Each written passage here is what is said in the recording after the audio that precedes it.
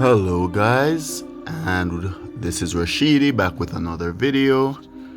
I'm here to show you a really nice, really chill setup. I just took a lot of damage there, but usually I wouldn't take this much damage because he has on provoke. But in this one I have someone who has on provoke. I have an Inquisitor. The Inquisitor also has the Horsey.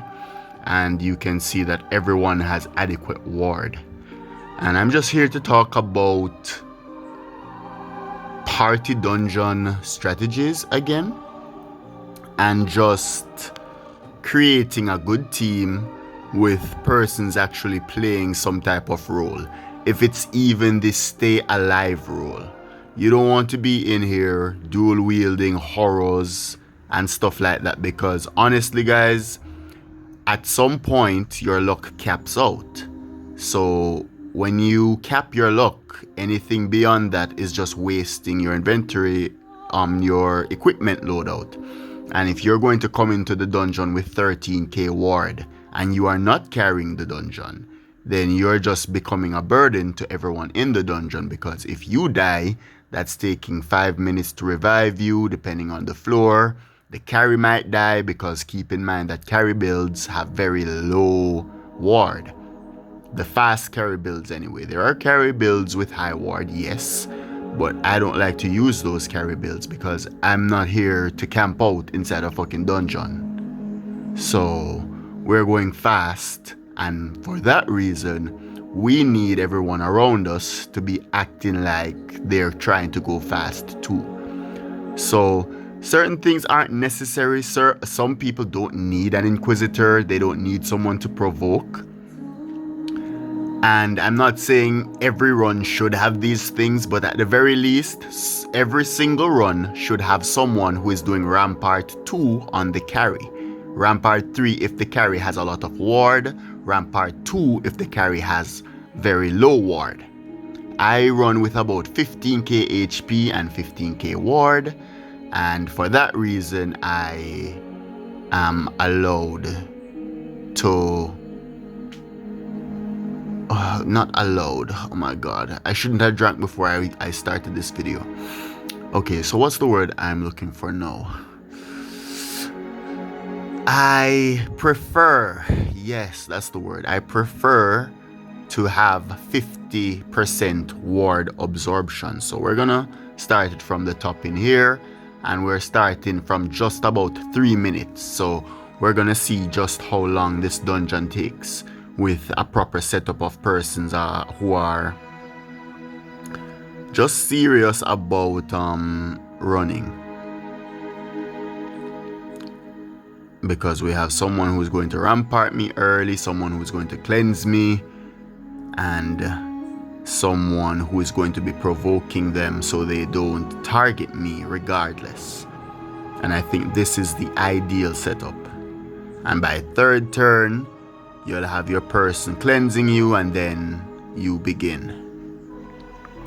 I'd recommend to Anda though that she does Ward of Mithril first. Yeah, I just got cleansed. I was about to say I would recommend that Anda gets Ward of Mithril first, because they're not going to kill you through your ward if you have enough ward. So if you're taking 85% damage absorption, that means they're going to have to do a lot of damage to kill you. Whereas things can still penetrate your defenses if you don't have on ward. So I always recommend warding in the first turn, but some persons who are very tanky, they like to just throw on golems, but sometimes golems isn't enough. For noob dungeons like this, yes, it works, but don't be fooled that it can always work, because sometimes even these dungeons get dangerous with some of the berserks. So you take your 3 turns to ward, and you just pretty much spam click, and then you hope that the person hosting is also obsessive like you are, and that they're going fast. And as you can see, Anda's going extremely fast, loving it. So we're just out here. Yeah, this is the dream team right now. I'm actually surprised. I wasn't actually planning to make a video because I'm at my loud home and I hate making videos here. But when I saw this motherfucker pull out the fucking provoke, I was just like, wait, provoke? I'm just like, wait a minute, the fucking dream team. Then I saw my other boy down there who is already Inquisitor with the fucking Pegasus. I'm just like, damn. This is like 1 in a million. Like, I've never had a team this organized before. Ever. I've had good teams. Don't think I'm saying I've never had good teams. I have great teams almost all the time. And that's probably why it works. But this is such a comfortable team. Oh my God, I'm so happy right now. Because a lot of the times, you go into a team and if someone dies in the run, I don't know about others, but that kind of just, it kind of irks me because I'm just trying to run. Like, I'm just trying to do this that we're doing right now. Just go through the dungeon smoothly without delay. So anything that makes this an effort is just like, oh my God, why is this happening? So that one took roughly 3 minutes and 30 seconds because we started at 2 minutes 50 seconds and then we ended at like 6 minutes 15 seconds or so. But yeah, that's literally how quickly these things can go by with a proper team, rather than you have someone in there who is taking 2 minutes per turn and then each dungeon is taking twice as long. There are some teams that you go in and you're taking 6 minutes in these noob dungeons. 6 minutes. When you could have done 2 dungeons in that time. Almost 2 dungeons in that time. And then you're just like, oh, it's just a game. No, it's not about the game. It's about using and valuing another person's time. Keep in mind that yes, we're playing a game, but we're using our time to play the game. I have a lot of shit to do in real life. But I enjoy Orna. I want to be stronger. And I have to dedicate time so that can happen. How I dedicate my time to playing Orna shouldn't be for you to say, blah, blah, blah, I shouldn't be this or I shouldn't be that. If we have differing views, we don't need to play with each other. That's the thing. So I don't force persons to party with me. Like, I usually have some basic rules and I say that I won't run with persons who are going to be a nuisance in the run. Because why do you want to die when you know there's a luck cap? Luck cap works like this. You can, if it's hard mode, I'm wearing no luck now. And just look, I'm going to tell you guys to just look out and look if you see me getting summoning scrolls or not.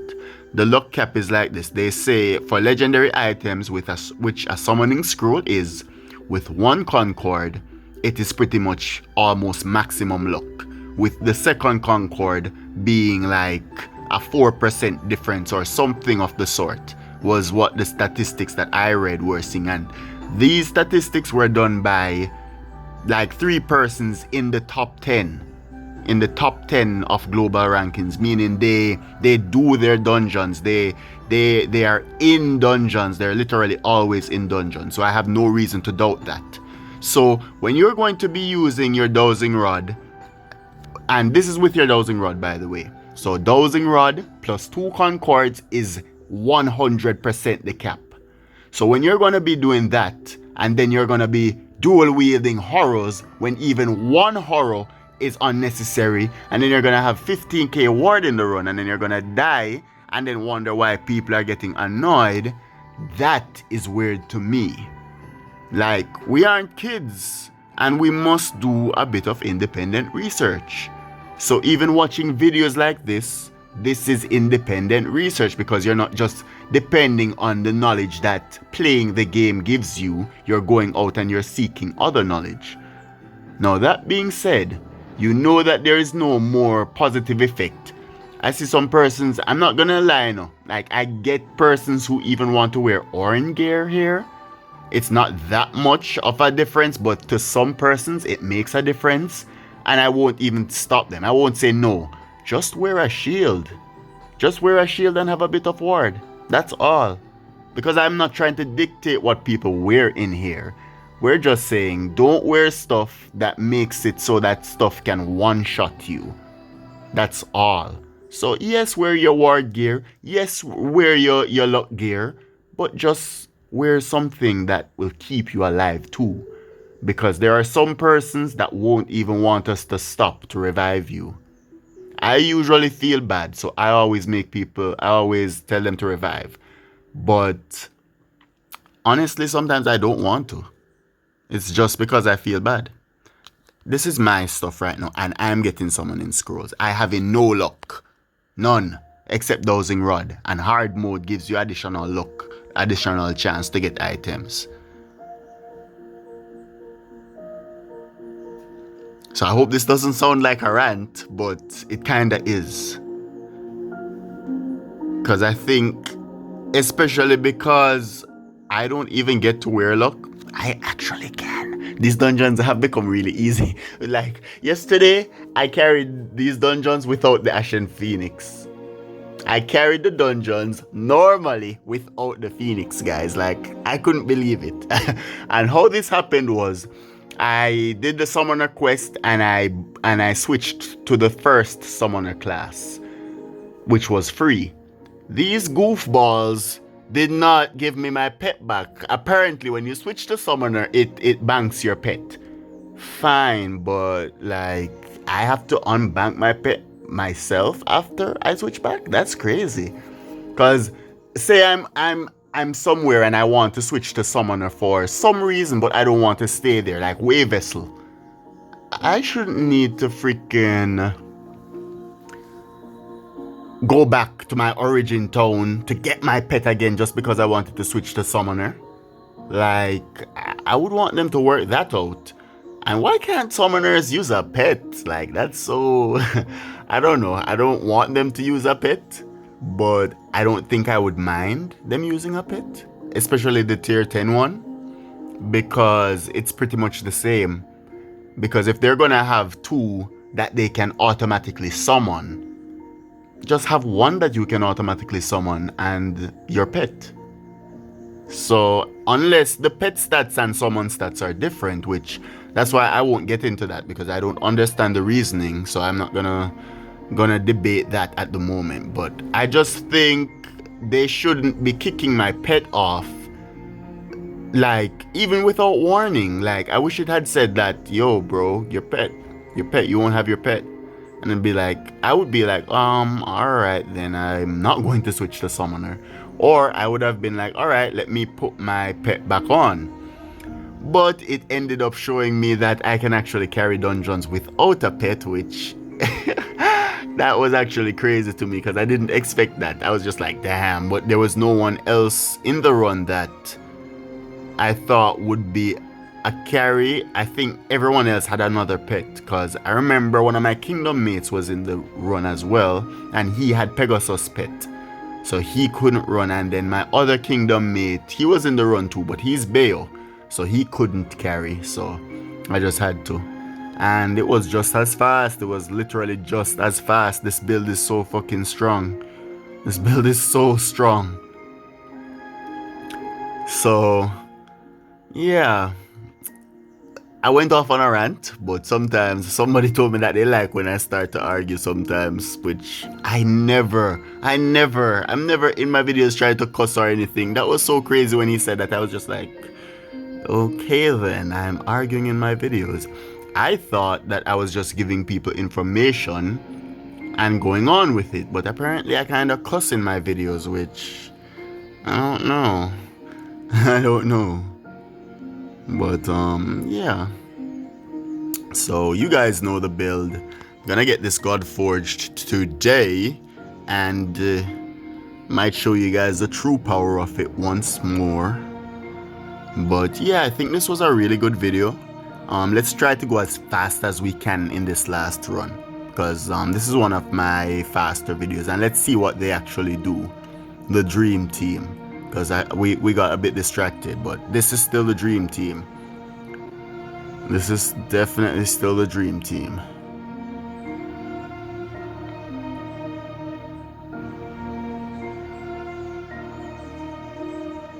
Oh, I didn't get my magic up.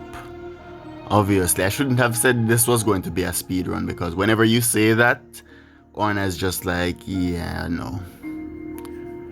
Actually, I can still do it without the magic up. So it's not like it would be that big a deal. I can still carry without the magic up. If I just said I could carry without the phoenix, like so this turn is supposed to be my cleanse turn. So if I don't get cleansed this turn, then I'll try it again. But I know he'll cleanse. Awesome, and then I'll just go jump in. And we move. And I have dex up, so the reason I like using Wyvern Speed is because if I have the dexterity up, that's still a small increase in my damage. And yeah, that's good enough, honestly. If I got the magic up, then I would, no, not my damage. That's a increase in my accuracy. And then if I get the magic up, then that is the small increase in my damage. But just the accuracy, just being able to hit everything, makes it so that I'll get my temporary buffs up too. So that is why it's useful. Because if you miss stuff, you know each temp buff is triggered on each enemy. So if it's a 3% chance, you have like 12% on 4 enemies. And then that is how it becomes something like a force to be reckoned with. Like, that's why it comes up so often. And then the amity I'm using is the one that keeps positive temporary buffs up for longer. So that's the reasoning behind it. And if you remember, almost all my pieces has some type of specific reasoning, which the reasoning can be found in my server or my other builds. I think I've already explained this build before. I don't remember though. So when the top piece is Godforged, I'll do another build. I'll do another video on the build, running through some valleys of the gods or something. But until then, guys, I hope this one was a good one. I hope you guys learned something. This one wasn't really supposed to be informative. It was mainly just me being happy about getting a team that has even provoke in it. So, and as you can see, I'm still one-shotting every wave almost first time unless I miss. And if I don't miss, it's hard for me to not one-shot this stuff because I'm over damaging them just in case.